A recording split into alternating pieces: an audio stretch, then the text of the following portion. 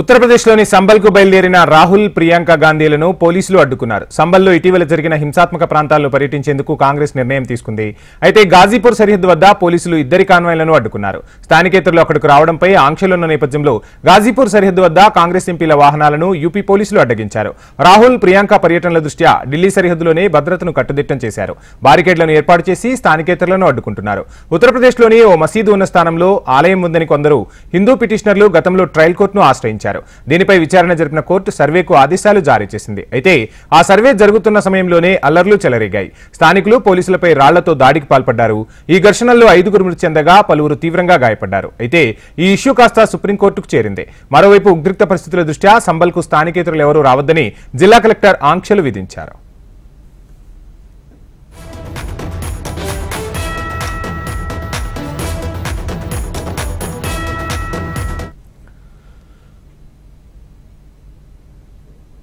ఉత్తరప్రదేశ్లోని సంబల్కు బయలుదేరిన రాహుల్ ప్రియాంక గాంధీలను పోలీసులు అడ్డుకున్నారు. సంబల్లో ఇటీవల జరిగిన హింసాత్మక ప్రాంతాల్లో పర్యటించేందుకు కాంగ్రెస్ నిర్ణయం తీసుకుంది.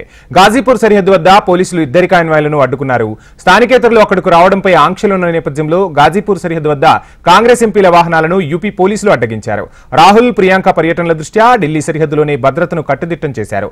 బారికేడ్లను ఏర్పాటు చేసి స్థానికేతరులను ఎక్కడికక్కడ అడ్డుకుంటున్నారు. ఉత్తరప్రదేశ్లోని ఓ మసీదు ఉన్న స్థానంలో ఆలయం ఉందని కొందరు హిందూ పిటిషనర్లు గతంలో ట్రయల్ కోర్టును ఆశ్రయించారు. దీనిపై విచారణ జరిపిన కోర్టు సర్వేకు ఆదేశాలు జారీ చేసింది. అయితే ఆ సర్వే జరుగుతున్న సమయంలోనే అల్లర్లు చెలరేగాయి. స్థానికులు పోలీసులపై రాళ్లతో దాడికి పాల్పడ్డారు. ఈ ఘర్షణల్లో 5గురు మృతి చెందగా పలువురు తీవ్రంగా గాయపడ్డారు. ఈ ఇష్యూ సుప్రీంకోర్టు మెట్లెక్కింది. మరోవైపు ఉద్రిక్త పరిస్థితుల దృష్ట్యా సంబల్కు స్థానికేతరులు ఎవరూ రావద్దని జిల్లా కలెక్టర్ ఆంక్షలు విధించారు.